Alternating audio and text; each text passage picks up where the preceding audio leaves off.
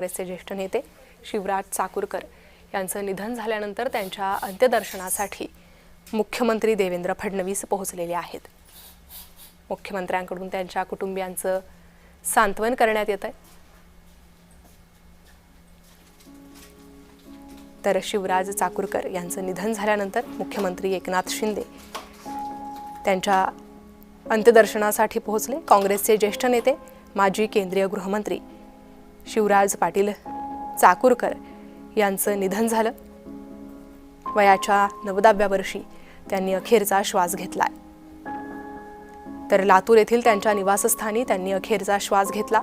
मागील काही दिवसांपासून ते आजारी होते।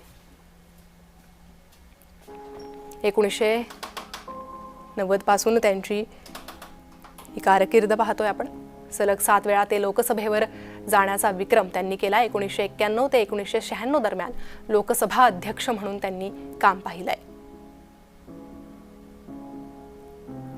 लोकसभेचं आधुनिकीकरण, संगणकीकरणासारखे मोठे निर्णय त्यांनी घेतलेत। एक राजकारणातील अत्यंत अभ्यासू, स्वच्छ प्रतिमा असलेलं राजकारणी म्हणून त्यांच्याकडे पाहिलं जातं।